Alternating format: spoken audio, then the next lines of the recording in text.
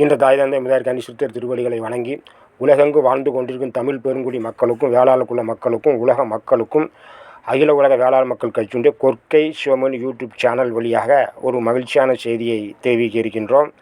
உலக வரலாற்றில் முதலில் தமிழ் அந்தாதி தோன்றிய இடம் அதைத்தான் நீங்கள் இப்பொழுது பார்த்து கொண்டிருக்கின்றீர்கள்.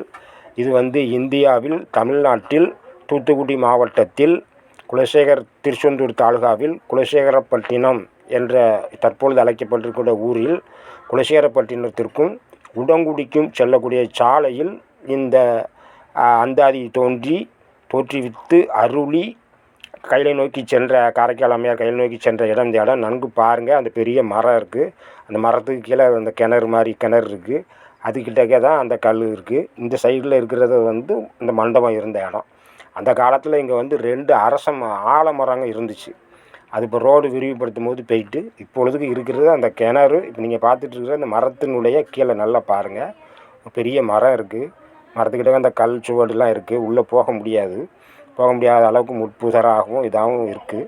சீர் செய்யணும். அம்மையார் அதை சீர் செய்யக்கூடிய வாய்ப்பை நமக்கு கொடுக்கணும். பக்கத்தில் இருக்கிற இந்த பூவரச மரம், அது பக்கத்தில் அது பெரிய ஒரு மரம் இருக்குது. அந்த மரத்துக்கு கீழே நல்லா பாருங்கள். அதான் அந்த சுவடுகள் இருக்கும். இந்த பழைய காலத்து அந்த சுவடுகள் அதில் இருக்குது. அதுக்கப்புறம் இந்த பக்கமாக பார்க்கும்போது நல்லா பாருங்கள். இதில் அந்த மண்டபம் இருந்ததுக்கூடிய தடங்கள்லாம் உண்டு. இதை ஒருத்தர் அடைச்சி வச்சுருக்காங்க. அவங்கள்ட்ட கேட்டு தான் அதை நம்ம செய்ய முடியும். இது குலசேகரப்பட்டினம் போகக்கூடிய சாலை. நல்லா பாருங்கள்.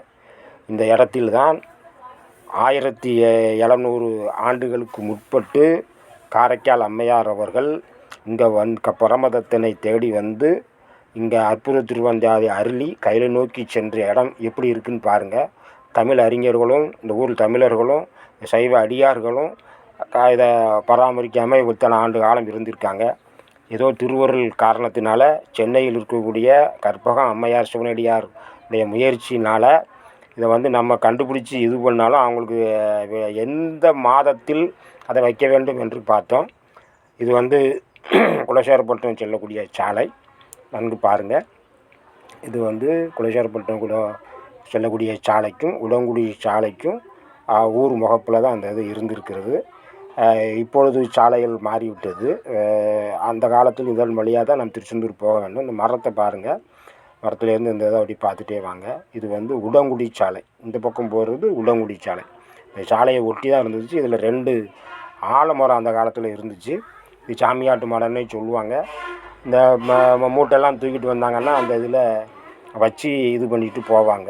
அது அந்த மூட்டை வைக்கக்கூடிய அந்த சுமை கல்லுலாம் அதில் இருந்துச்சு.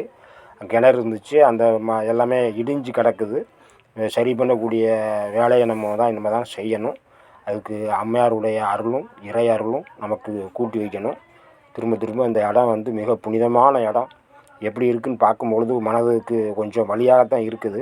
இதை கண்டுபிடிச்சாலும் இதை செயல்படக்கூடிய காலம் இன்னும் நெருங்கவே இல்லை. இதுதான் உண்மையான இடம். இன்றைக்கி உலகத்தில் முதலில் அந்தாதியை அருளி கையை நோக்கி சென்ற இடம் இந்த இடம். அம்மையார் பரமதத்தனை தேடி பரமதத்தன் மனைவி மக்களோடு காலில் விழுந்து வணங்கின உடனே அவங்க அற்புத திருவந்தாதியும் ரெட்டமணி மாலையும் அருளிய இடம். இதை அந்த காலத்தில் குலசேகரப்பட்டினத்தில் தமிழ் அறிஞர்லாம் இருந்திருக்காங்க. பெரிய தமிழறிஞர் இருந்திருக்காங்க. அறிஞர் அண்ணாலாம் இதனால் மறைமலை அடிகள்லாம் இந்த ஊரோட நெருங்கிய தொடர்பு உள்ளவங்க. ஏன் இதை பராமரிக்காமல் விட்டாங்க அப்படிங்கிறது தெரியல. இறைவனுடைய திருவருளினால் இப்பொழுது அதை எந்த மாதத்தில் அதை வைக்கலாம் என்று ஆலோசனை பண்ணி கொண்டு இருக்கும் பொழுது சென்னையைச் சேர்ந்த சிவனடியார் கற்பகம் அம்மையார் அவர்கள் அந்த மாதத்தை நான் அம்மையார்கிட்ட கேட்டு சொல்லுதேன்னாங்க. அப்போ திடீர்னு அவங்க கேட்டு சொன்னாங்க. பங்குனி மாதம் திருவாதிரை நட்சத்திரத்தில் தான் அம்மையார் உத்தரவு கொடுத்ததாக சொன்னாங்க. ஆகவே அந்த நாள் நமக்கு இன்னும் ஒரு வாரம் தான் இருக்குது. அதனால் அந்த விழாவை எப்படியாவது இங்கே செஞ்சிடணும். முற்றுவதல் பண்ணி ஒரு சிவபூஜை பண்ணி முற்றுவதல் பண்ணி அந்த இடத்துல செஞ்சிடலான்னு முயற்சி பண்ணிகிட்ருக்கோம். அதனால் அந்த வீடியோவை எடுத்து அந்த இடம் எப்படி இருக்குங்கிறத எல்லாருக்கும் தெரியப்படுத்தணுங்கிறதுக்காண்டி இதை எடுத்திருக்கோம். அவங்க சென்னையில் உள்ள அடியாரும் கேட்டிருக்காங்க. ஆகவே இங்கே திருநெல்வேலி பக்கம் நம்ம அடியார்கள் தூத்துக்குடியில் இருக்கிறவங்க திருநெல்வேலியில் இருக்கிற அடியார்கள்லாம் இந்த விழாவை செய்வதற்கு உறுதுணையாக இருக்கணுங்கிறத எல்லாம் வல்ல அம்மையார் திருவடிகளை வணங்கி வேண்டி விரும்பி கேட்டுக்கொள்கிறோம். இது நல்லா பாருங்கள். அந்த முட்புதராக இருக்குது, உள்ளே நுழைய முடியாத அளவுக்கு இது இருக்குது. இதற்கு முன்னக்கூட்டி உள்ளே போய் நாங்கள் எல்லாமே பார்த்தோம்.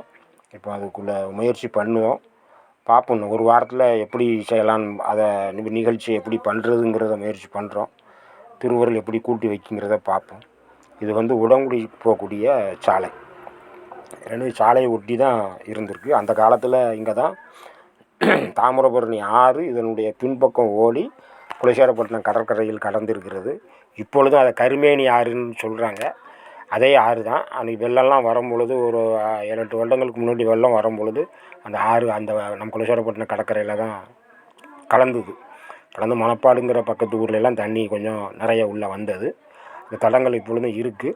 இப்போ ஆறு வந்து திசை மாறி, தாமிரபரணி ஆறு திசை மாறி தற்பொழுது ஆத்தூரில் கலந்து கொண்டு இருக்கிறது. இந்த பாதை வந்து குலசேகரப்பட்டினத்தை சார்ந்த சானாபானா சண்முகம் பிள்ளை அவருடைய தோட்டத்துக்கு அடுத்தாப்பில் உள்ள பாதை. அந்த பெரியவரும் அடிக்கடி சொல்லுவாங்க, திருச்செந்தூர் பாதை இப்போ இருக்கிற பாதை இல்லை, அந்த காலத்தில் பாதை இந்த வழியாக தான் திருச்செந்தூருக்கு போகணுங்கிறத சொன்னாங்க. இப்போ இருக்கிற பாதை கிடையாது அப்படின்னா. ஏன்னா இது 1700 ஆண்டுகள் முன் நடந்தது. இந்த பாதையை நல்லா பாருங்கள். இந்த பாதை வந்து அந்த காலத்தில் திருச்செந்தூருக்கு போகக்கூடிய பாதையாக இருந்திருக்கிறது. மேலும் தொல்காப்பியர் ஏடு வந்த துறையாகவும், கொற்கை துறைமுகமாகவும், அலைவாய் துறைமுகமாகவும், தமிழ் தேவார இசைத்தாய் காரைக்கால் அம்மையார் அந்தாதி அருளி கையில் நோக்கி சென்ற இடமாகவும், புத்தர் பல்லை அன்பு பரிசாக பாண்டிய மன்னனுக்கு கொடுத்த இடமாகவும், சிந்து சமொழியின் ஆரிய மக்கள்